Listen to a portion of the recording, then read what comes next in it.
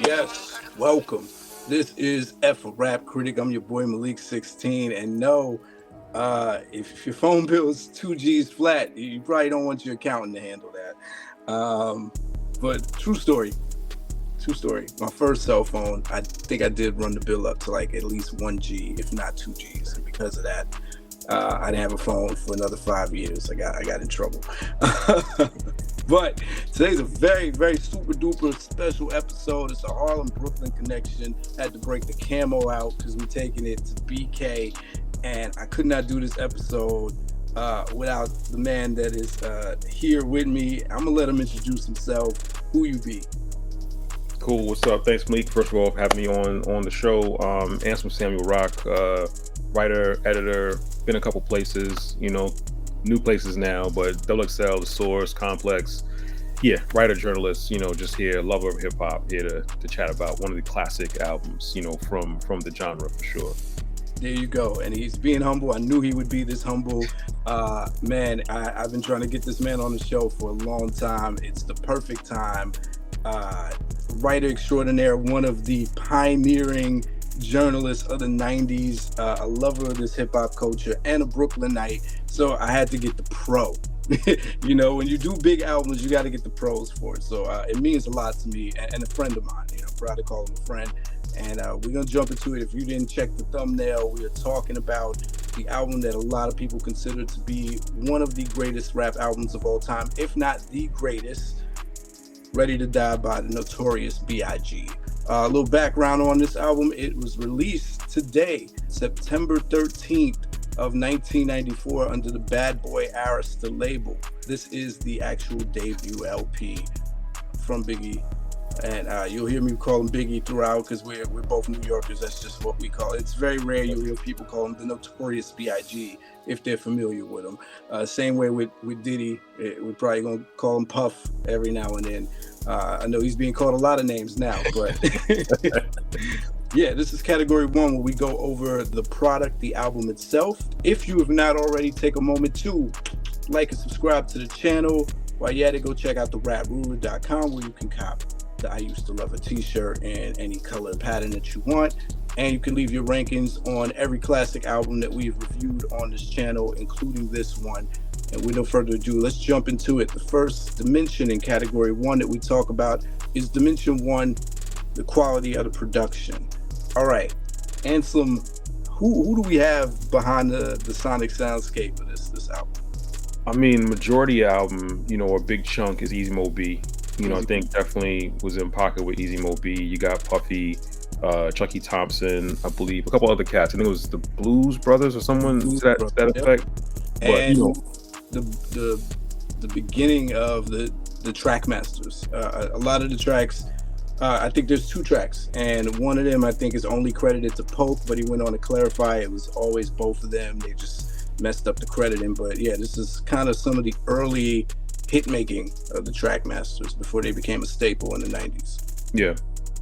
But yeah, Mo B definitely held a lot of it down. A lot of the classic tracks, and just that Brooklyn, it came through, easy. Yeah, and you're getting different phases of Mo B because his album was recorded in 2 different parts, right? It started in 93, wasn't finished until 94, and it's kind of a showcase for Mo B's range. No, definitely. I think, and we'll definitely probably get into that later, that the fact that the album was done over the span of 2 different years, and like the tonal shift from sonics to lyrics, we definitely can get into that more. But that was one thing, listening back to the album after all these years, I was like, you can just hear almost like 2 different artists within it, both physically as well, because when you did the double voices as well, so, but we can get into that. We get the lyrics. Yeah, we'll get into that. There's a section for that. But yeah, I mean, because of that, the instrumentation, I'm always fascinated in the pre-Bismarcky lawsuit era and the post-Bismarcky lawsuit era. When you hear albums with a lot of heavy sampling in it, this album, there's one song, I think Friend of Mine, where there's just 4 different samples. And, all pretty popular songs in their own right, like Spirit of the Boogie by Kool and the Gang. You got a Gwen Guthrie song on there. And then The Jam by Grand Central Station. I'm like, man, there's only, I believe, 1 original production on this album, and that's the Me and My B. I think that's one of the only. few, Unbelievable too might be, but it's very few like from scratch beats. Yeah, but when you say that too, like you think about it, like hip hop started with sampling, so sampling was like part of it. So the Biz Markie lawsuit was a very landmark joint that kind of like shifted things a little bit, where Sonics did change. And I think, of course, like when the 1994 recordings, when there was a lot of the classic joints, for Juicy, it's just like that's like Puff's like signature, like, yo, let's go to the classic, let's remake it, let's give something familiar for people to kind of actually like rock to. And I think that was the beauty of Juicy, because it was like something your parents like rocked back in the day. And so you got their sound, oh, this is this track, and then like the kids are like, oh nah, this is the big joint. So it's like you're getting both sides of it. And to this day, like when, again, listening back to the album, when those singles come on, not just because they were singles, they were so like universally loved like records, they give you a sense. You feel something in that moment. You remember where you were, and you couple that with like Biggie's like way of like describing scenery. It's just like it takes you back to like 94, 93, or just the 90s in general, But yeah, the Biz lawsuit definitely changed it in terms of like how you can sample that much, and like the way the cost went up to get those clearances. Albums be held up was like, yo, we ready to put this joint to printer, but it's like we get this sample cleared, So it was a crazy time, And for this to be a new record label, to have that much of a budget to be able to do this, because I mean, even the songs that weren't singles, these are samples. I just learned that, and Me and My B might wind up being one of the only from scratch beats by default, because I just learned that the original song was recorded over, or Biggie did it to Minnie Riperton as a sample of Take a Trip, and Stevie Wonder wouldn't clear it because of how profane the content of the song was. And so I'm like, oh, that was probably for the best. And shout out to Stevie for standing firm, but still it wound up being this more cinematic beat. And I think of that track as probably the start of, the same way Juicy is kind of the start of Bad Boy finding its signature glitzy, sparkling, sprinkly thing that they did, because all that is Juicy fruit with some sparkles behind it, right? Yeah. The Me and My B is the start of their other signature, which they always had like a cinematic story song on. Like when you think of that No Way Out album's full of those. You think of Black Rob's album, like those string violin synths building up. Yeah, that's the start of that. I love what you were just saying, because we call that on this show the cheat code. When you sample from a wildly popular classic song, you kind of already have a 50% head start on making it another classic because of the familiarity, right? Yeah. So if Biggie would have fumbled that Entombed sample or the Isley Brothers Between the Sheets sample, then it just would have been another forgotten song. But because it had the catchiness to it, it just thrives even more because of the familiarity. Like you said, it spans other ages. My father likes Juicy. So, and you be at the barbecue, you don't know sometimes like they're playing the original, but people still calling it the other joint. So it's almost like he usurped it. It's like, yo, made it like his track first. The whole generation is like, oh, like this is Biggie's record. It's like, who did this? Who did this? And it's like, no, actually that's the original. But Pete Rock claims that he originally the Juicy beat was his, and Puffy heard it and just went elsewhere to get. I read something about that recently. That came out recently, right? Like I feel like I heard something about that like not too long ago. But we never know, who's who, what's the truth, whatever. Not saying anyone's lying or whatever the case is. We weren't there, so we can't. Right. Just wanted to make mention because that is a point of contention. P Rock says he's not mad, but P Rock often comes off the mad old head. So you think about it, cats still sample today, but again, like post Biz, it is more original instrumentation, and the sampling is more subtle. It's not so dominant where it's a sample and like it drives the entire track. Even like the vocal samples become more of a thing. And on this album, again, which was like forgetting who came out first at certain times, when he sampled Lords of the Underground, for Machine Gun Funk, and it's just like that was like a boss. Like, wait, that was out long enough for Big to sample it for his debut. Like you're looking back, like, oh wait, that came out a whole year before.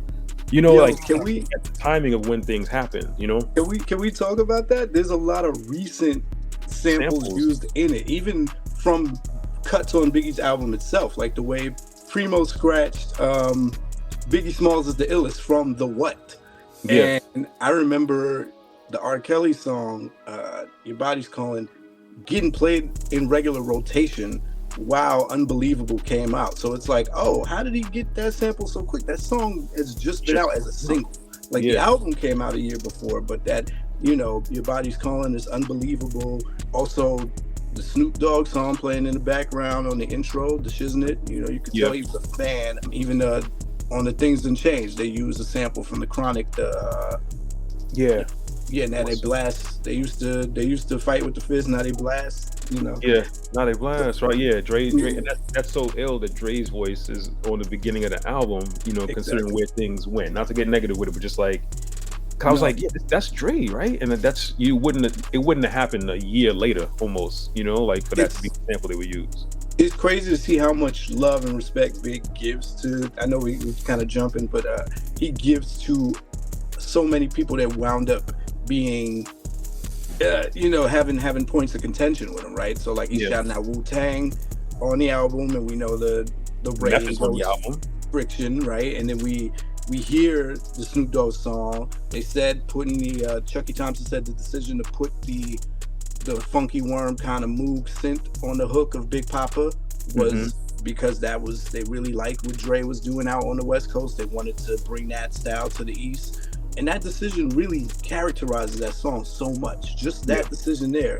You think of 94. 94 is a really interesting year in that there's 3 popular songs that's sampled In Between the Sheets by Isleys. I was just reminded of the Lil Vicious song, Nika, that sampled it, and then Funkified by the Brat.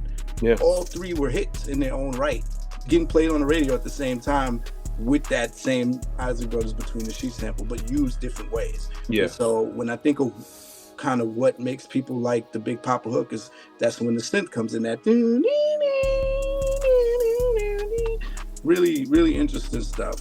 But and then he shouts out the Ghetto Boys, each of them by name, right? He says Scarface, Bushwick, and Willie D. There's no sense that there's going to be this coastal tension coming to, like you said, a year and a half later. It's like, no, we just like what we like. So, One More Chance, the original version, ironically, you know, it catches a lot of flack, but it does not throw off any of the sonics of the album. The going in and out from the introductory beat into the beat that it fades out on, it fits somehow. It doesn't seem like, oh, here's the commercial single. And so they're giving you a range. You get enough dark beats here, like Ready to Die, Suicidal Thoughts, Me and My Beat. Those are the darker ones, even though most of the subject matter is dark, and we'll get to that. But on a scale from 1 to 5 heartbeats, 5 being the highest, 1 being the lowest, what are you giving the production on this album? So I'll go with a solid 4. I'll go with a solid 4. 4. Okay, got you. I value the opinion so much. All right, Dimension 2. Dimension 2 is the cohesiveness of the album, right? So this is a sequencing question. It's how does it flow together? First of all, how many tracks on this? I was looking at it and I realized, boy, this breaks the rules. Usually the unspoken standard for classic rap albums is you want to live somewhere in that 10 to 12, maybe 14. When albums veer past that, they run the risk. There's a couple. I feel like Biggie's album is one of those. Maybe Cuban Links is one of those that kind of break that mold. People still consider it a classic, even though this has like 18 tracks on it, I think. Yeah, I think officially 17, but you count this intro, this skits, so take those out. So maybe it gets it down to more like 15, give or take, you know? Okay, in that lens, it's interesting. I mean, because one thing, and this is just a fault of like the time and like era when it comes to skits. You know, once you hear a skit the first time, you kind of don't need to hear it again. And what I sometimes hate as a consumer, when the skit's attached to the track, you can't skip it. You know, it's just like, all right, I don't need to hear F you again after the first time I heard it. So when it comes on, especially when you're driving the car, whatever case is like that, like, yo, skip. Trying to get to that. So I'm glad that FU is its own track that you can actually skip it through or take it off the playlist. So that's one thing that of the time, like, they're only worth like a 1 or 2 listen. Like, yeah, it could be funny, it's humorous. And I mean, not to even date myself, when I, in a past life, when I had an idea to do an album, I wanted to have a skip between every single track. Ooh. Honestly, I wanted it to be a train ride from Brooklyn to Queens and then Queens to Brooklyn, and just have like a skip between. But retrospect, that would be something that would just bog the album down to the point of this dimension. So that's one thing, because you got the intro. When I kept listening to the album over and over again over the past couple weeks or so, I would skip the intro, go right, to Things Done Change. I'd skip FU. The only one where actually it still fits is what's the track? I'm forgetting which one it is, when motherfucker's trying to rob me, and then all the phone, the girls calling on the phone, checking his voicemail before it starts. Was that One More Chance?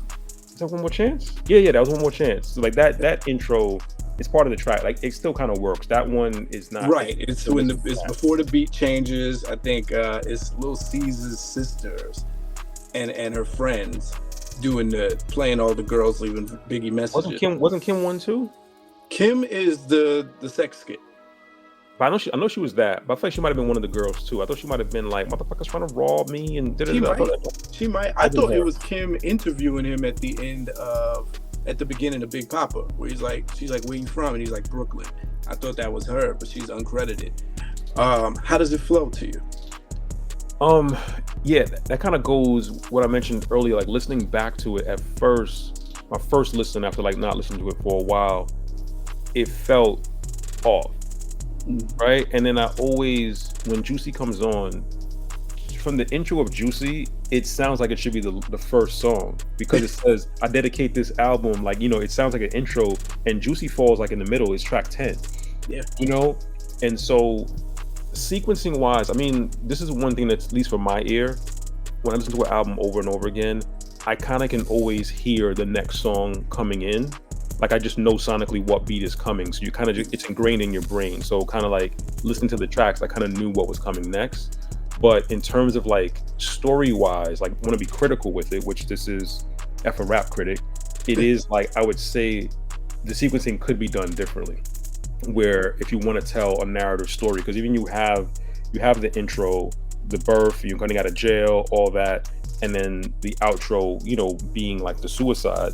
It's like in between, it isn't as a consistent like story, but definitely there are like things could move in a way that could flow a little bit better. And I do think it goes back to that 93 verse 94, just like the tonality and thematics is like, that could be from a sequencing thing done differently. I think what we're hearing is the amalgamation of all of those elements. It's like the final product of trying to keep some of those elements. We've learned over the years behind the scenes that there were oftentimes some back and forth between Puffy and Big about what he really wanted and what Puff added, even when he left the studio and he didn't really know what Puff was insisting on, and the fact that it's recorded at two different time periods. Like, for instance, the intro, they said that's all Puff's idea. Like, he wanted to give it some kind of story, and they have the engineer doing all the characters, the father, the doctor, the security, the CO, and cool. That was an attempt to try to congeal a movie. Yeah, make a movie of some kind. Yeah.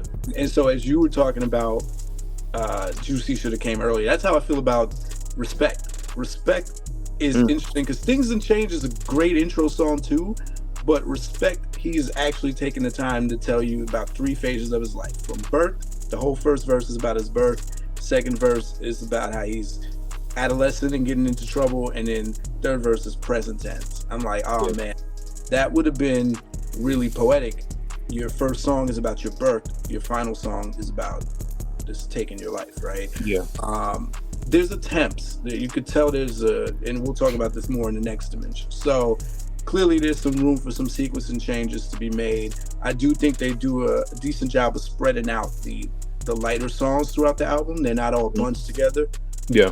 What are you giving this for the cohesiveness on a scale from 1 to 5? Again, like with hindsight, being more critical, again, like listening to it again with fresh ears after like a bit. This one, honestly, don't call me for being wishy-washy, but I think I'm gonna hit it in the middle. And since halves are applicable here, I'm gonna do a 3.5.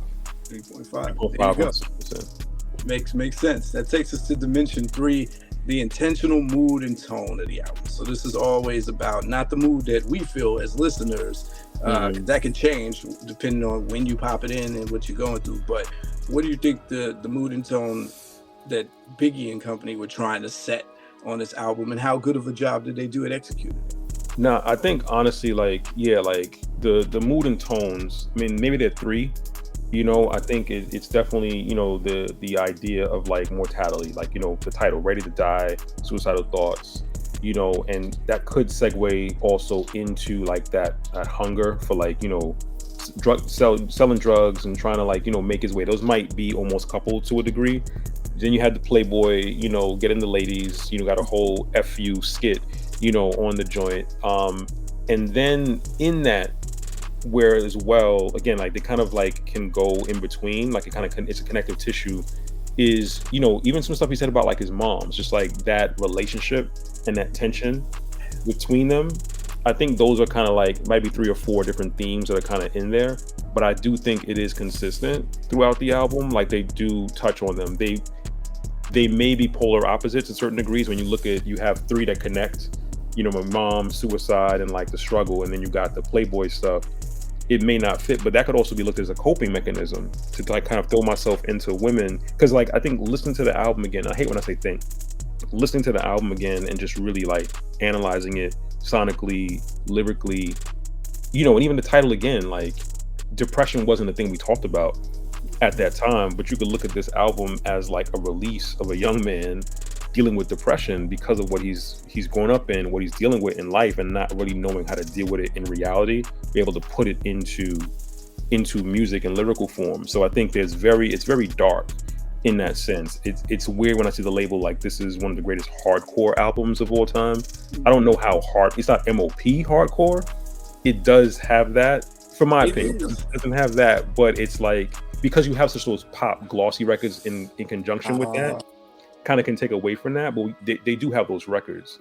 So anyway, I think it was probably very cathartic for Biggie to do this album, what was written, what was actually like freestyle, but just getting stuff off his chest. So long roundabout answer to your question. We can definitely take this is great. I'm so glad you brought up the mom thing, because it's something I noticed. When you really take the time to sit and listen to it, he mentions his mom on almost every other song, in some shape, form, or fashion. Whether it's and it's usually in a shock value context, but you get the sense that it's important to him, that it's a part of the story of how he ended up this way. You also get that transitional tension of him really mentioning what he would be doing if it wasn't for rap. And how even though he's in rap, he's bringing some of that element with him, but thank God for rap. Like it's like this. He's what we call in the clinical world the pre-contemplation or contemplation phase. He's 1 foot in, 1 foot out, right? And we all know the famous story that Puff dragged him out of North Carolina days before the house he was trapping out of got raided, and some of that, a lot of that is reflected here, because you get a song like Machine Gun Funk where he's talking about being in a rap game, but he's always like mentioning, but I still got the heat, and I'll still do this to you, and I'm still bringing my boys from the hood, and we still doing this. And death, of course. It's interesting. I also did Scarface's album, The Diary, which came out this same year. For those albums, death is really the centerpiece of both of these albums. And with that, you're getting it from all of the angles, right? As much as Biggie talks about not wanting to live, like you said, the contradictory, glossy part where he's bragging about all this money he's making, then he talks about taking life as much as he talks about the worthlessness of his own life. But in the center, like you said, you get all this, I want to live because now I got a limousine with a chauffeur, like, you got a daughter, like it just there's a lot of emotions packed into the album, the lyrics. Even when you speak to Ready to Die, the title track, I think it's the 3rd verse, when he ends that verse and he says Ready to Die, you can hear in his voice like he really was saying it in a way where it's like almost like not giving up, but it was like he really felt it. It wasn't like, because it escalated throughout the song. It was like, all right, I'm ready to die, boom, and then it's just like, I'm ready. He just really like felt it. It was like you felt it, like voice cracking, like, okay, there's something here. And again, not psychiatrist in any kind of way, but just like if you look at it now with 2024 lens, it's like this is a depressive album. This is someone expressing themselves. This is someone having therapy in front of the whole world, talking about different issues with his mother. This really could be a therapy session, you know, with his mom or whoever the case is, you know, with someone who on surface you would write off as just a bully, a troubled bully, a hooligan, right? But it's like, oh, here are the factors. And it's funny you brought up that verse in particular, because even as he's saying that whole song is about him taking someone else's life. There's not that internal I don't want to live. That song's about robbing you and taking you off the planet. But the cycling part about it is this idea that I can do that because I don't care about my own life. I'm ready. Yeah. I'm so ready that your life don't mean nothing to me. Like, woo, heavy. And that's a mentality shared by a lot of goons and thugs, right? So with those 3 points that you laid out there, what are you giving this on a scale from 1 to 5 for how they set the mood and tone? For the mood and tone, I mean, I think definitely that's a strong point, you know, for the album. I could feel confident in saying like a 5. I think they did a good job, or he did a good job, because he's the narrator of this entire project. It's almost like the glossy stuff that Puff allegedly added in takes away from like just the focus of it. But again, like I mentioned, the ladies could be just another way of like dealing with your depression and throwing it into finding those moments of joy. So all I have to say, it's a 5 in this category. I do think it's interesting you feel like the glossy stuff takes away. I feel like you're getting distracted by the sonics. No. The reason I'm saying that is because like the classic records are the classic records. The glossy stuff, you know, it changed. If Big didn't do this album in this way and have those elements, you wouldn't have a Big Pun doing the same thing, you know? No, I know, but I'm saying it sounds like you think Juicy and Friend of Mine and Big Papa and that they take away, but he's still talking about that stuff. Like when I think about Me and My B, that's a death related song, right? She dies at the end. When I think about on Big Papa, as much as that's a Let Me Get You, he's still talking about weighing grams and packing guns, and he's doing that on Friend of Mine, and he's doing that on Juicy, like, you know, talk about the dark times that got him here. So I think they don't, you know, because we've heard albums where it's like, where the hell did this song come from? It doesn't really fit at all. It doesn't break the mood to talk about these things. I know the beats are like whatever, but it's like he's still that same person from the dark song. And I'm not taking away from that at all. Like what I'm just saying is that if I know my number was off, it was 3 to 4 themes. If three of them are like dark and you have the bright, that's the part I'm saying, just from a basic standpoint of like 3 are dark. So it's like if this one leaned more directly here, then you'd have a consistent 4. He bridges it well. I'll give him that. All right, Dementia 4, song distinction versus repetition, and this is for the words and the sound. So we established that Easy Mo B is really doing the lion's share of the production on here. When you have one producer doing the bulk of an album, you run the risk of getting into that redundancy factor. Are there any beats on here that make the album feel like, oh damn, track 11 sounds like track 2? Didn't I hear this already? Are there any points in the album where the soundscape gets repetitious? I'm looking at the track list again, like right now, and I feel like no, but there may be, if anything, it's like 1 or 2 that may say, oh, Mo B may have used the same drums here, but I feel like they're so far apart. It wasn't like there was no monotony from that standpoint. Like sonically, I'm like, I heard this already, you know, kind of thing. So yeah, I don't think so. Again, it may be 1 or 2 tracks that might be in the same pocket, but that's gonna happen working with the same producer. But to your point, working with Mo B, and Mo B did like 1, 2, 3, 4, 5, 6 tracks out of 17 or really 15. You know, that's not a bad average, I think, you know? Yeah, and like we said in the first dimension, he gave his own range. Like, to think that Mo B is the same producer that did The What, but he also did... He did Give Me the Lou, he did Machine Gun Funk, he did Ready to Die. Yeah, Machine Gun Funk and The What, you would not think those are the same producers. Yeah. Okay, cool. So sonically, not a lot of redundancy or monotony. Word-wise, does Biggie get caught where he's saying the same thing? Because we got a lot of songs, right? Repetition could happen. Yeah. Lyrical repetition. I mean, you're talking about like repetition of like a bar or like a term, or just like topic wise? We can do both. This is more, trying to catch any lazy writing, but Yeah, thematically that counts too, right? Because that can yeah. create wear and tear when you have a longer album. If you didn't give us a lot of deviation from one theme, it can get old really quick, right? Yeah, because like when you think about them, I think I have to look back at the lyrics directly, but like things unchanged and like everyday struggle, you know, those topically cover similar ground, but they're still two distinctly different records that hold different sentiment with people. Those are probably the only two. Like looking back at the track loot, I mean, give me the loot, he's robbing folks, but He I don't think so really, So word wise, yeah, we talked about his mom being mentioned a lot throughout the album, but because he mentions her in different ways, it doesn't have that redundancy factor. It's just if you're keen, kind of like what you were talking about with Easy Mo Beats drums, you'd really have to be like a music nerd to even catch Yeah. some of that sonic stuff. They do a great enough distinction job with the beats. Word wise, he's going to say certain terms a lot though. Played out. He says played out a couple times, which cut him some slack. That was a very popular term in '93 and '94. Like It wasn't played out yet. Yeah, that's the Martin era. That's the Living Color era. We were calling a lot of things played out. I don't play that, but he does it. He's played out like a Jerry curl. My life is played out like a Jerry curl. Played out like Arnold with that what you're talking about, Willis. Yeah. Played out like Kwame and the polka dots, which Kwame said really hurt his career. So that happens. He mentions Tex a lot. It must be his gun of choice. Tex pop up in all of his street songs. He's But gonna you, mention if it. you think about it too, right?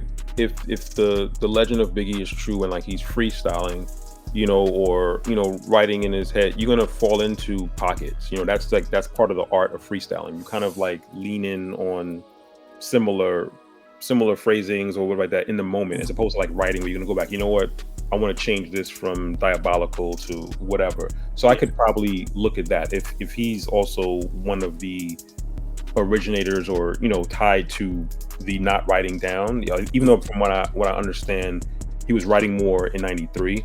When he came in '94, it was more so. And honestly, this is always my take on any artist that says like they don't write down.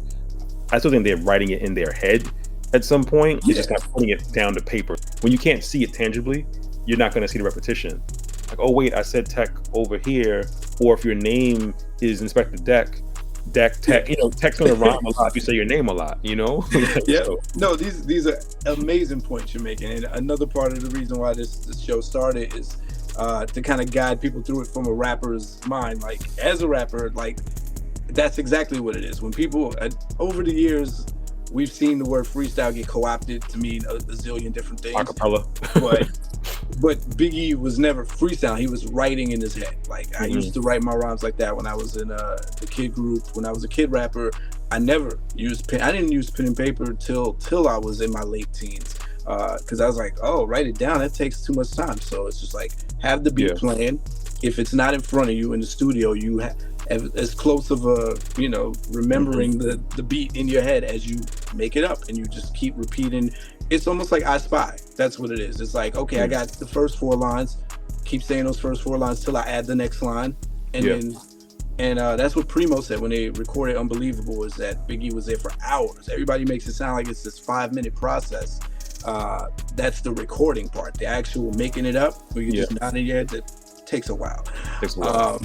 I mean, it depends on who you are. I think Biggie probably got better at it as he went. Jay is reportedly pretty quick with it. Wayne is pretty quick with it. I was pretty quick with it, but I was also doing kid raps. But yeah, that's what he's doing, and I love that. It's a great point, right? You don't have your marking point to go back to and be like, oh, I said tech here. Let me say M1 here. Like it's just so. But yeah, that's his. He fancies that particular firearm and curse words. Something else that a lot of these like hardcore shock based rappers used to use. The MF word is getting used very, very gratuitously on this album, more than most rappers, and he likes it and he uses it. He squeezes it in parts where he doesn't even need to. It's like, especially "Gimme the Loot," like MF that word's gonna appear at least 3 times each verse. But the thing with profanity, a lot of times it does fill space. If you use the N word, it fills space until you're trying to keep on beat. Not as an excuse, because you can always express yourself in different ways. But it's a very classic go-to space filler. And as an adjective. To your point, if it was on paper, maybe he would have looked at it, or maybe that's what he's going for. I'm under the belief, I truly believe that NWA purposely cursed as much as they were, because it was a part of their whole selling point, right? It was Eazy-E was like, no, add this. I feel like Eazy-E was in there saying, add the B word in there. It's like, I wouldn't be surprised, because they say it's an unnecessary, like on Give Me the Looters, mother right, get the mother, like it's like, okay, you didn't have to say mother, right? You could have said right or damn right. It's just right? So that's really the extent. Besides the themes continue. Drug dealing, the transition, sending women with packages, and my mom hates me. But word-wise, Biggie is he's credited as one of the lyricists of that time, of hip-hop history. So he's not running out of words. He just gets into those, like you said, those spaces where he's going to go back to things that he really favors. The text, the MF word played out. Yeah. So given that, we established, the beats don't have a lot of monotony to them. There's only about, 3 phrases that he repeats a lot. There's a lot of repeated themes. What are you giving this for the song distinction of words and sounds? Song distinction, words and sounds. I think it's a solid 4. I'll go with a solid 4. We go with 4. All right. Dimension 5. That is the amount of content versus the amount of songs. So this is a ratio question. We already established this is a longer album than most classics. So it runs the risk of having filler. It runs the risk of just having a long playing time, right? And so with that, we're always judging classics on how much is just the material balanced. That it's really about balance. Set it up for me a little bit more. So we talked about the theme being repeated, right? But Big's default here, because it is, it's considered a hardcore album. His default is kind of the street life raps, right? So it's not a whole album full of that. He does take breaks from that to give you, or something that's a little bit more nuanced that Biggie does. He talks about these things in different shades and tones, right? So Everyday Struggle is about the ins and outs of the actual drug dealing. He describes drug dealing all throughout that song. It's very focused on that. So focused on going out of state, drug dealing, as opposed to Things Done Changed. That's his commentary. Mostly that song is really about how people don't fight anymore and it's guns. Like that's kind of the main thing. Juicy is a song about something. Me and My Bitch is about something. I think Suicidal Thoughts and then Ready to Die. That's about the darkest tracks, like on the album. From that sense, Warning is a storytelling, but still in the street game element. So this one's a interesting topic or a tougher one to kind of like put my thumb on. I think for the sake of it, I will go with 3.5. Some rappers are better at, this is my song about this is my song about that. Everything here deals with street life and hustling and death. But the artistry is that each of these are not about the same aspect of those things. That's what I mean. Like Machine Gun Funk is him comparing hustling to rapping and stepping out of it to rap. Juicy is about him reflecting on what he used to do before he blew up.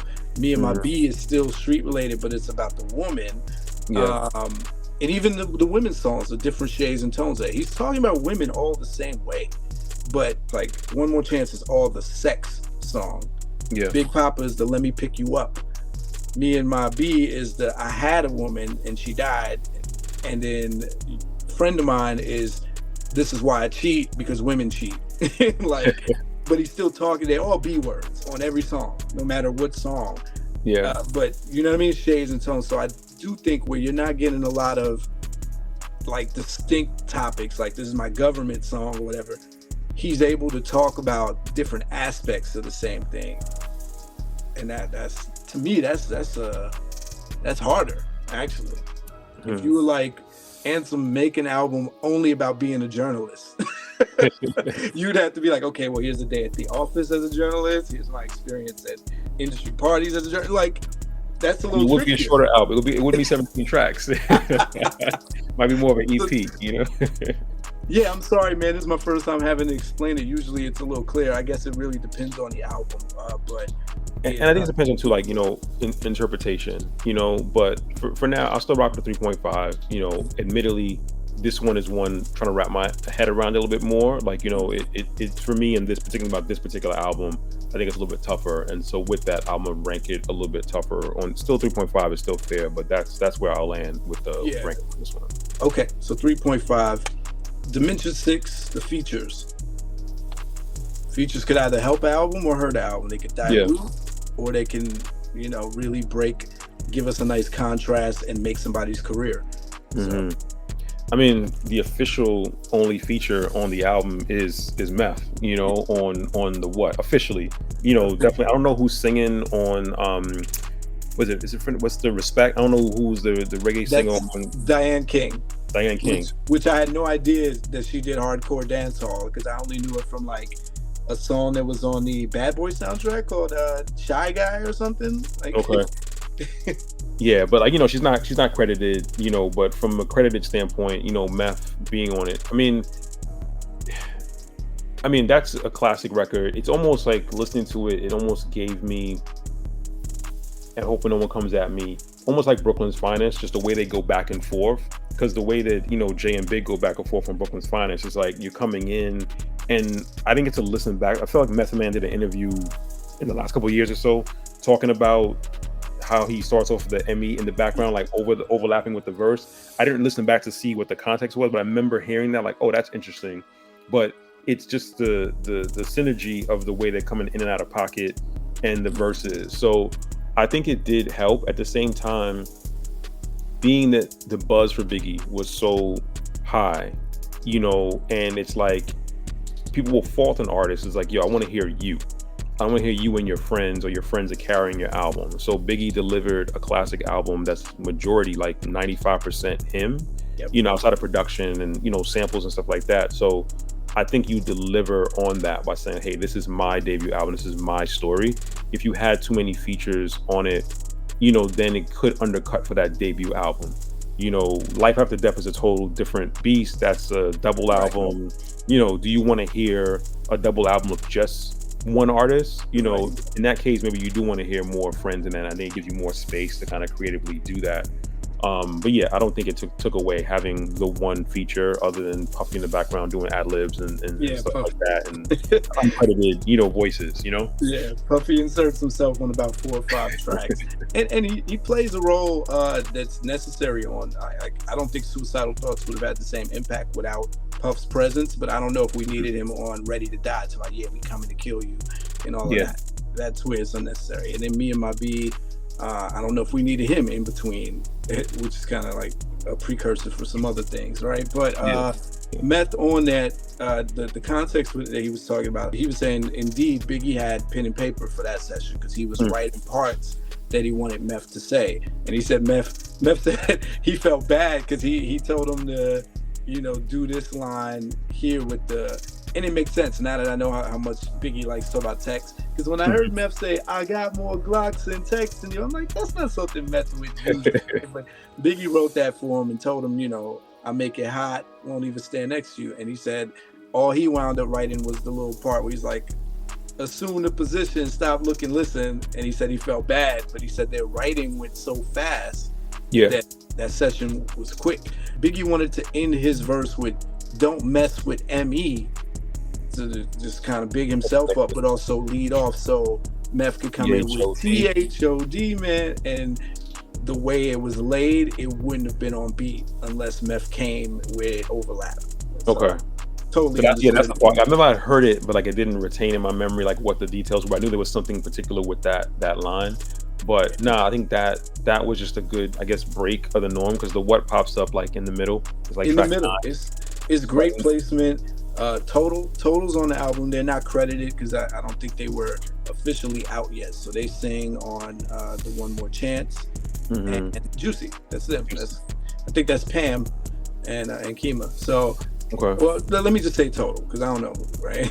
Yeah. Also, I always tell folk before it was, and we have different waves of rap phases and rap eras. But before it was the Biggie, Jay-Z, and Nas conversation, the three biggest rappers being talked about and buzzed about in '94 were Snoop, Biggie, and Meth. They were the trinity right there of that year at least. Of course there are big folk out there. Ice Cube was still a big deal, but like as far as like new and being talked about, like stars, Biggie, Meth, and Snoop. And so it was the right feature to have.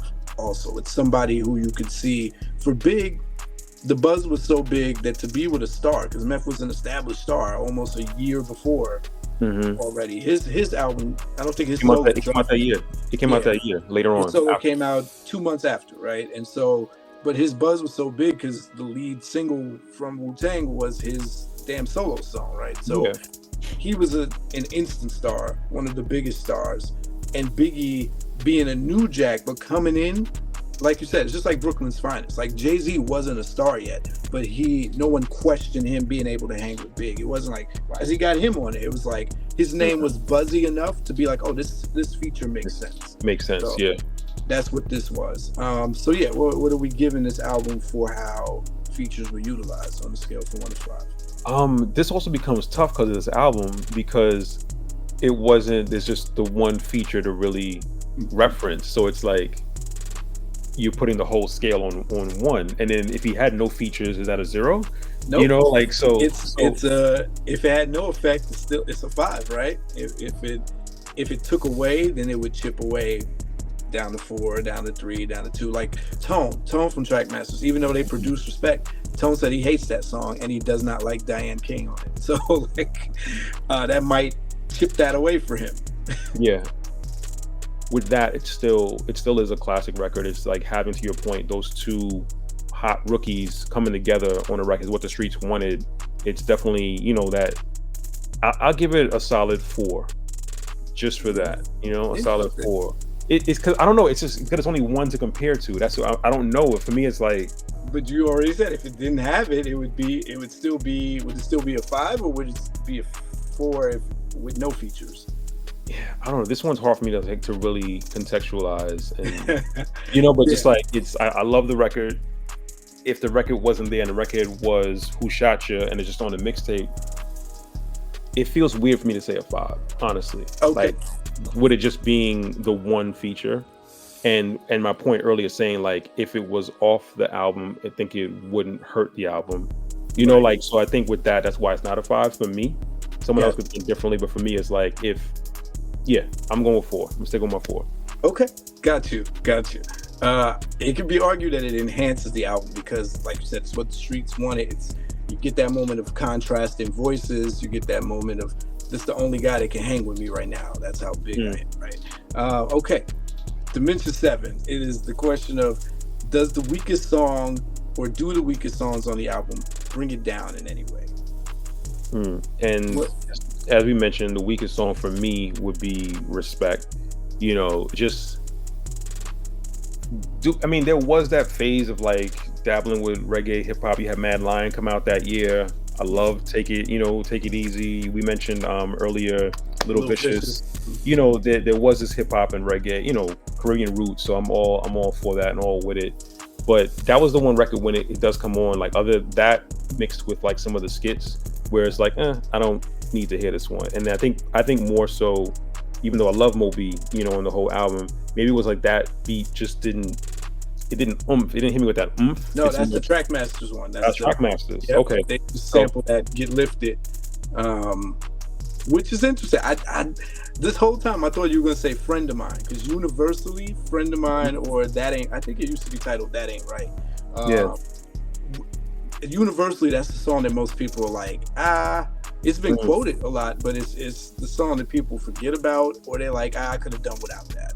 It does seem that's a good point. It is a throwaway girl track, but I do think I can listen to it more because like I think because of the hook of it, you ain't doing it. You know, like it's like you can still nod to it as opposed to like it's like whoa. You're just like making the speaker, you know, it just.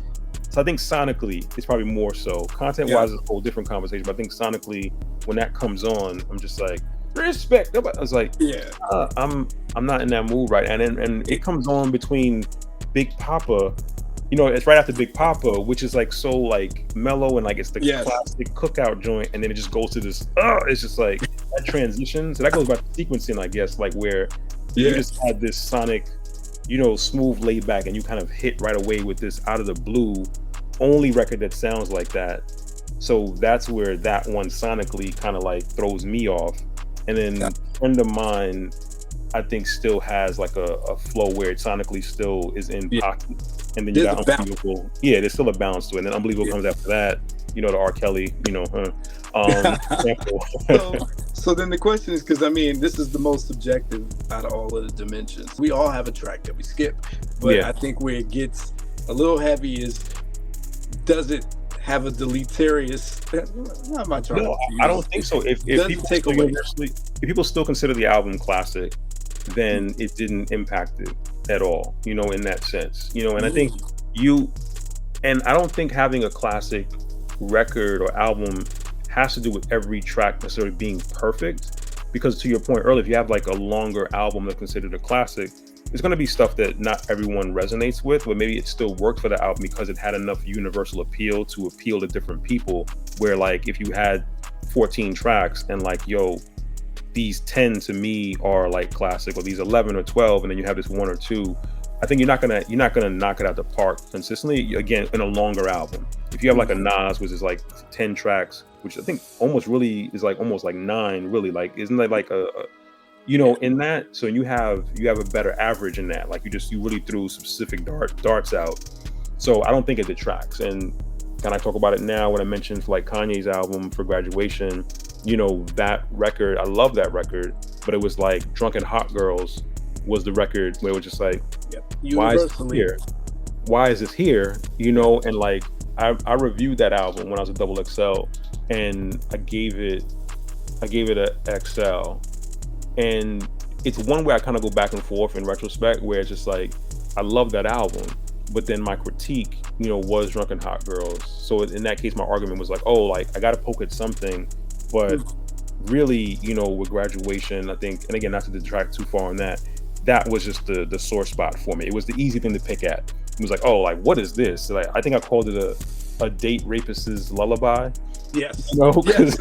Like, what a great description. Yeah, and universally, that's the feedback for that album, right? And so, yeah, you touch on the conundrum of the subjectiveness of this dimension, because it's not going to stop it from being a classic, but it could chip away from it, right? It could be, this makes it a 4.5 classic as opposed to a 5, because I think in most music nerd conversations, everyone's striving to get to that Thriller or Illmatic effect, where they're like, every song is damn near perfect. There's even a podcast called Making Illmatic, right? They try to, you know, rearrange rap albums and take them away to make them as perfect as Illmatic is considered to be. But if you say it has no effect, then on this scale, it's a 5. Same thing with the features. If the features have no effect, if the weakest song doesn't take away, then it stays at a 5.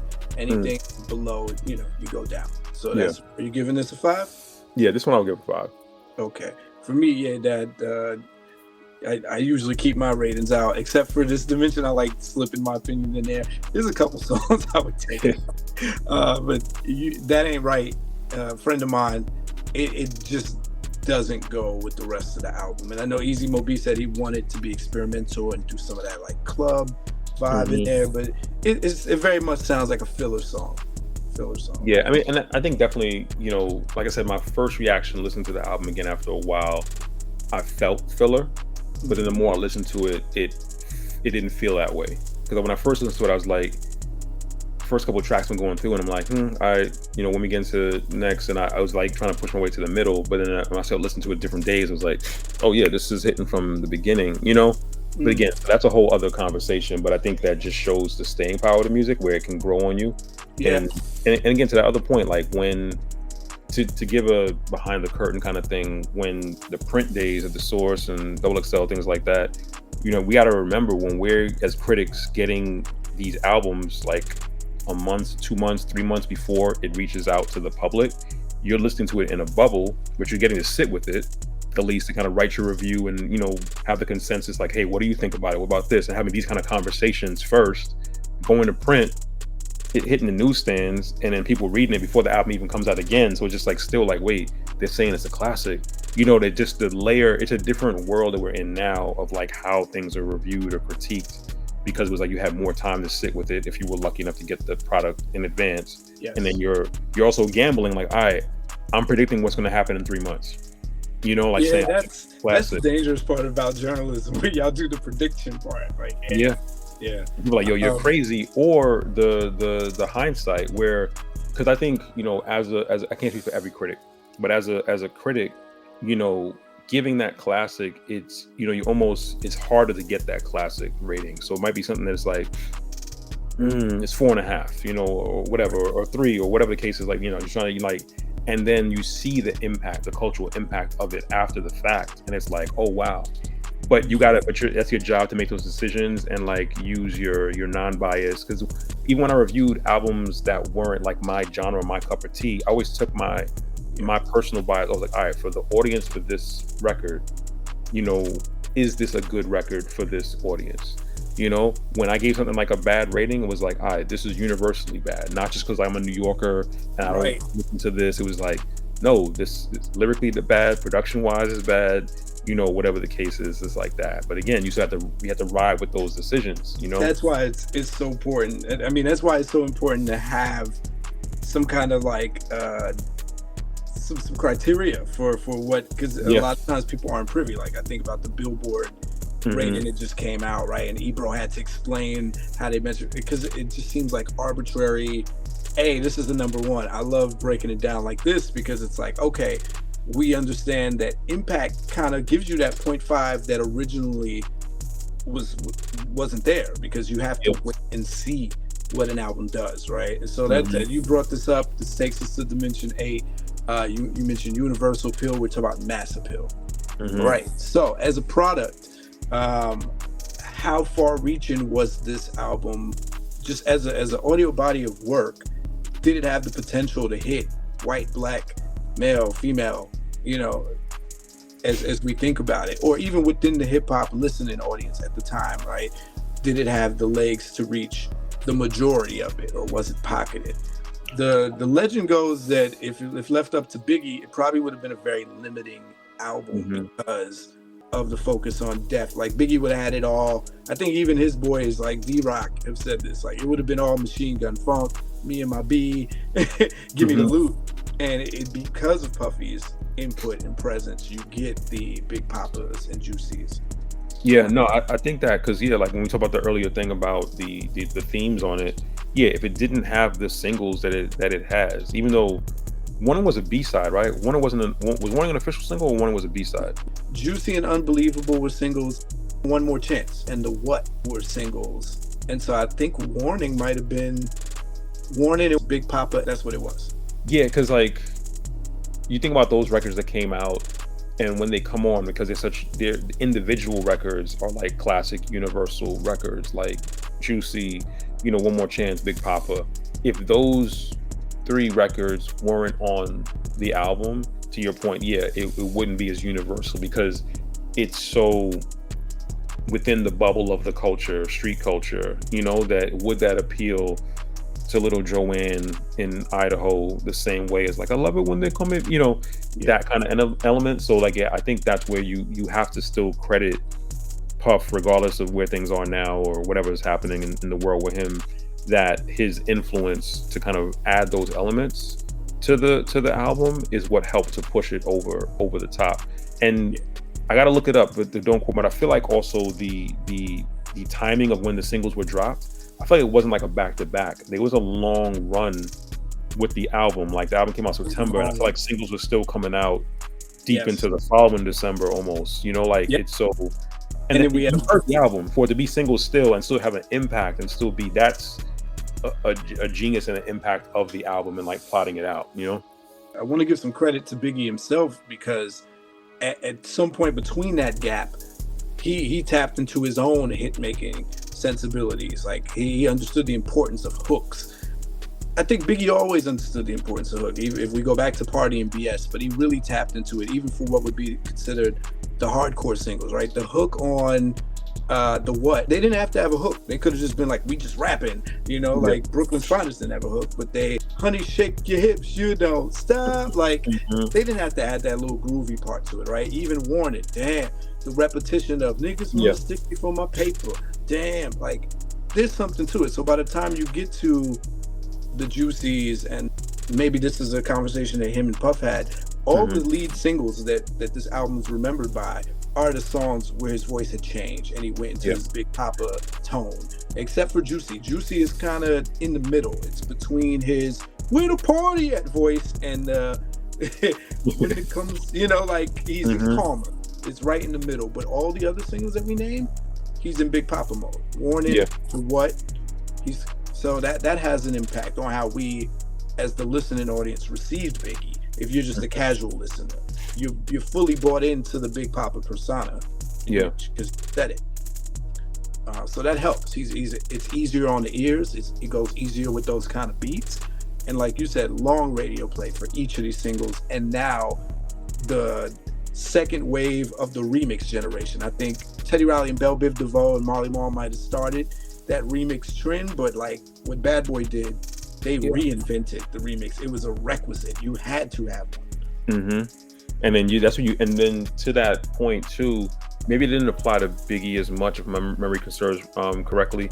The fact he didn't have features on the album, but the remixes are gonna have the features there. So you're now picking up fans for those artists as well. Like, oh, let me, if you hadn't gotten the album at that point, which I think everyone did, it's just like it just adds another life to it and also helps propel those artists as well. Like, oh, you're attached with Biggie, let me pick yours up, whatever the case is like that. Because this is off topic, but like Flavor in Your Ear remix is like one of the classic like remixes, and just having, it was like, how'd you get LL Bust? It was just like, it was such a weird mix of folks that kind of came together for that. It's like, what was the conversations to get all these people together? It was a good look for Busta, but that helped launch Busta's career even further as a soloist. With that, which is like, yo, like this guy is it.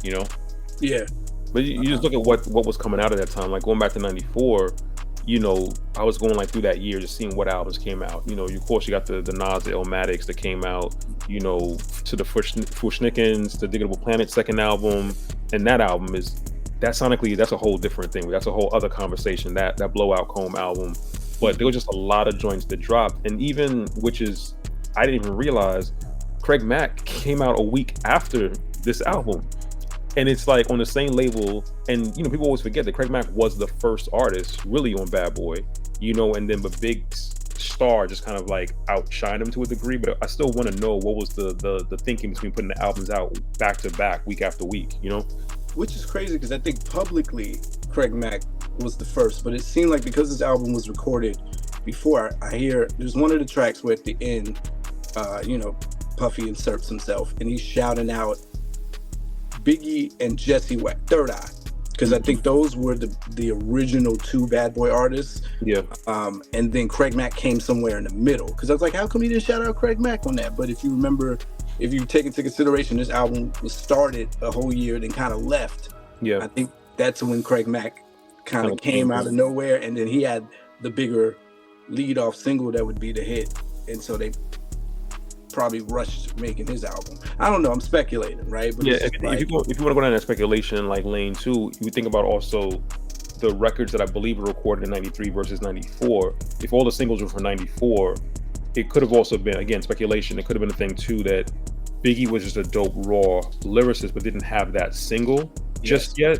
And so that pause did help him kind of like not find his voice more, but just really refine flows and really kind of get in pocket. So to that point, Craig Mack could have came in and had this massive record where it's like, oh, let's put that out. They'll do the big, remember they had that Big Mac promotional thing, which was like, that was genius. Just doing the Big Mac like on that kind of promo item. But that could have been what happened. Again, no facts, or just Right, no speculating. facts, That but could have been as no as facts. observers, No facts. yeah, from an inside and outside, just knowing what we know about the industry, and as folks growing up in the '90s, that's a logical conclusion, right? You think Yeah. about when you think about it, it almost seemed like the promotion for Craig Mack's album stopped midway too, right? It was just like he had "Can I Get Down" and "Making Moves with Puff," which people kind of forget because by then Biggie singles had dropped. But I remember Yeah. when the Flavor in Your Ear remix came out, Biggie didn't have his album yet. That's why his Mhm. cameo was such a big deal. It was great. Yeah. So yeah, a lot of those things. One More Chance alone, I feel like there's people that have never heard the original One More Chance because the first remix was so popular. Yeah. Really, and clever move to go from one DeBarge sample to another. Mhm. And then the final remix, which Martin famously used on his show. But even that, right, that raises the mass appeal and profile. Biggie was guest featuring on all of those must-see TV shows for Black people in that era, right? He was on New York Undercover. He was on a whole episode of Martin based around his cameo. I mean, it wasn't a cameo. He was a main feature of that episode. Yeah. All those things help. Martin's above me right here. Yeah. Shout out to the background. Yeah, I mean, all of that adds to the profile. Like, Puffy did an amazing job of introducing Biggie as someone who belonged here already. Like, we're not going to work your way up to star status. You are a star. You are Big Papa. You're Frank White, King of New York. And it became unquestioned, unchallenged. In that era of when One More Chance remix had like proliferated the radio waves, it was uncontested. He was the Versace wearing Don of New York. You definitely know it went multi-platinum. I mean, and also 30 years later, it's probably still picking up sales, Right. Multi-platinum in the 90s, which is a huge deal. Platinum Records itself. And so to go multi, huge deal. This is where that sales conversation comes in, because when we get into these conversations of classics, people like to bring up that as like one of the factors. They created a radio formula that didn't really exist prior. I think people were accidentally doing samples as the go-to format for radio, but it wasn't a requisite. If I think about radio waves in mid-90s, it was a real anything goes climate. I remember turning on, this is the beginning of Hot 97 too. 94 was like their blow up year. Yeah. Any given point in New York radio, you're gonna hear songs like "An Eye for an Eye" by Mobb Deep, songs that never would make radio play 3 years later, right? This is the start of that being the formula. You have to have an 80s sample. You have to have a singer on the hook. That got oversaturated until it got played out, and the Southern Rise came and changed how radio waves were defined, and Swiss Beat era, of course. Then it became more about club, and then it went somewhere else. For a long time, this bad boy formula that they created with this album had the radio in a chokehold, at least a 4-year run. Yeah, no, definitely. I mean, yeah, definitely. Again, 95, you'll still get some songs that didn't belong on radio because Wu-Tang was just so big. So Wu-Tang, they had carte blanche. They could come out with Glaciers of Ice, and that gets rotation, but the next song is going to be One More Chance, and, 4 songs like it. All right, what are we giving this for mass appeal on the scale from 1 to 5? Yeah, I think it's a 5. Just the impact of the record. I think that is even part of its classic status. Like that mass appeal. You can, there's so many lyrics from the album that are on T-shirts. Like even like the Little Giants brand for kids, and they got mad question ask. Like the mass appeal of it. This album is a part of pop culture. Like the album cover. Just like it's on it's just, mass appeal, hands down, automatic 5. You can go past 5, honestly, just for the mass appeal of like this record, Not to be mistaken with Dimension 9. Dimension 9 is the 3 I's: impact, innovation, and influence. Now, I think you've been tipping towards the impact part of it. I keep skipping ahead to these dimensions, man. I'm multi-dimensional, It's dope. It's dope. The impact part is the part that lives on to this day, right? So having you on is super special because you're from Brooklyn, you were in New York at the time, and just for you, what do you remember the sentiment or like the buzz around the release of this album? It was in every car driving by. reading the source to get a sense of like what's the rating, how many mics is it going to get. Like I remember all of that being like the clamor. My distinct memory of this, my friend Bobby, shout out to Bobby, from my kid rap group, the Young Tribe. He was in the car. I think my father was dropping us off somewhere, and he had like an advanced copy that someone dubbed on tape, and so he's putting it in, and we heard like 3 songs. We got the Suicidal Thoughts. My father came back in the car, and I'm like, Dad, he's gonna make a copy of this for me. He's like, where are you playing that out? Not in my house. I was like, I had to think. It's the first time I had to think about, oh yeah, this would be like the first album with curse words, this hardcore that I would have in the house. Because I think at that point I had Lords of the Underground album, Here Come the Lord, and I had like The Bomb by Criss Cross, which are like the first 2 tapes I ever was able to have on my own. And so I was like, damn, but this Biggie's hot. Everybody's talking about him. So I remember even then, and that's like, boy, that was middle school. So I remember the buzz that just young kids who probably had no business listening to this were talking about. He was one of the rookies of the year without an album. The Flavor in Your Ear remix created buzz. Unbelievable was getting played on BLS Mix Show, and I'm like, yo, I like this beat. I can't believe the R. Kelly samples on it. I thought R. Kelly was singing on it. I'm a kid. Yeah. So I distinctly remember that. Now, as an adult, looking back, when I read the publications, I see how much prep work was put into setting Biggie up. It did exactly what it was intended to do. It's almost like when you have a big budget movie and it becomes one of the highest grossing. It returned on the investment, right? Yeah. The impact, like I think you were hinting at this earlier, and we talked about this in the Big Pun episode. Biggie's a great bridge between what the precedent that Heavy D started. You could be big and swaggy without getting an eyebrow raised to it. Biggie took that into a hardcore dimension. Big Pun doubled down on that. Yeah. So Biggie was the bridge between that. It's like, oh, it's the return of this. We haven't seen this character in rap maybe since like Prince Marky D, but like Biggie did it on a grander level than it has ever been done before. And Big lyrically shouted out Hev. I forget which song it was, but it was like, like me and Hev, like, he's referencing like Hev, and I didn't even connect that. Like you're saying it. Yeah, Machine Gun Funk. Yeah, and it's honestly like my dream. I always had wished that, if both Big and Pun and Live, they could have done an album together and called it the Twin Towers. That was always my vision. Like, I would love to have them do a double album, do an album together, Twin Towers, just going back, because like you see Big's influence, part of this category, on like a Pun, and Pun, he just took it and ran with it, but it's like, like he kind of filled that space, and it's so unfortunate that he passed so quickly as well. Like, where could he have been lyrically, just impact wise? So Big set that tone, and even when you think about Big's lyrical joints, like embracing his untraditional features, black and ugly as ever, however, and it just shows the power of confidence, just like, or exuding confidence, like, you might think I'm black and ugly, whatever, I'm still getting girls, and and just like, all right, and he got girls, like he had women fighting over him, in a typical, and it wasn't just the money, it was like also his personality, because even though this album leans so dark, anyone you see talk about Big always speak about his sense of humor. Yeah. Like who he was as a genuine person, and like fun and lighthearted. You would see that in old clips. Yeah, I mean, shoot.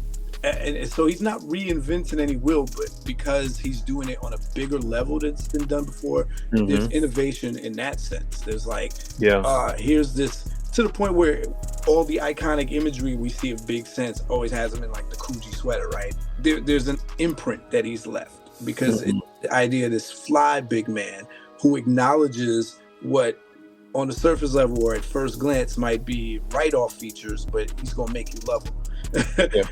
He did the rabbit defense, like what Eminem's character did at the end of 8 Mile.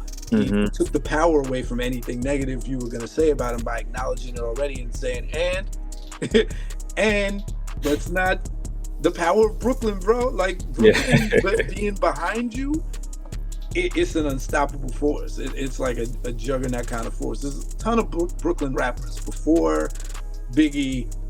I feel like Duck Down was kind of waving the crown, but it was still a very segmented, underground, gritty crowd. He brought Brooklyn grit to the mainstream.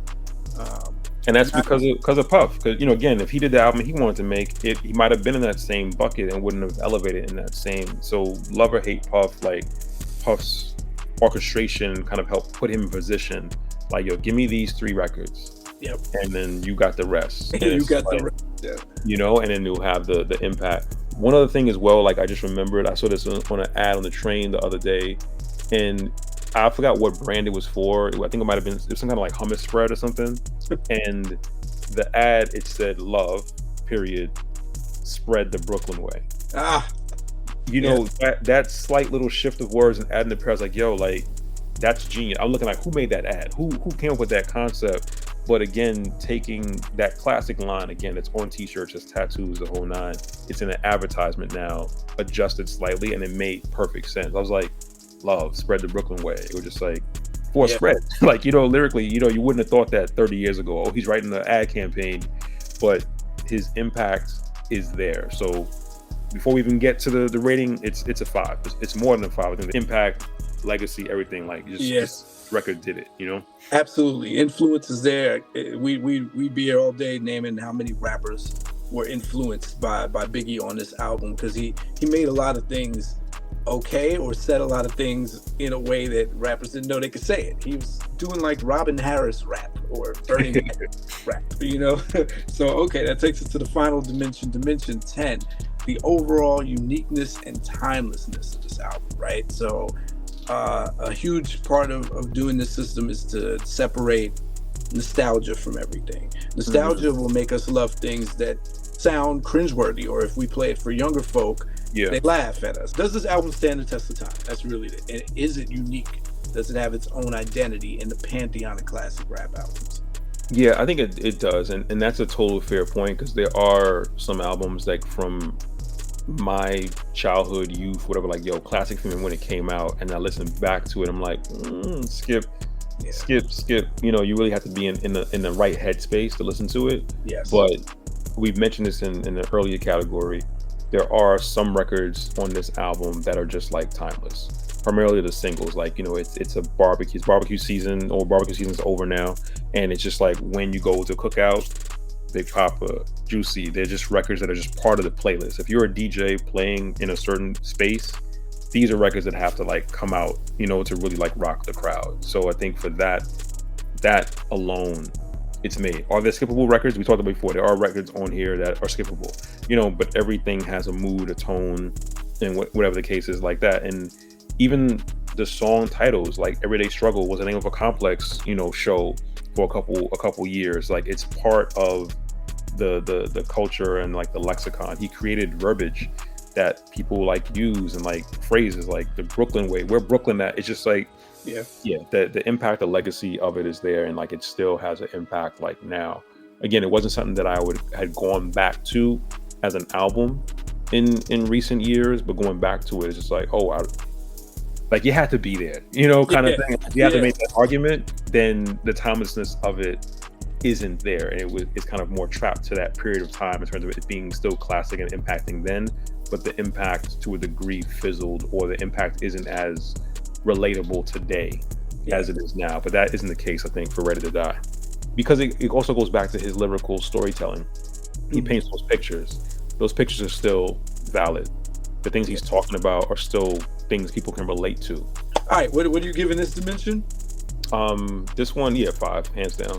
So timeless. All right, and that concludes our category 1 breakdown, thorough deep dive and analysis of a huge classic that just turned 30 years old. We're talking about Ready to Die by the Notorious B.I.G.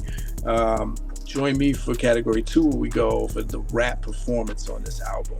And y'all know what it is. Until next time, F a rap critic.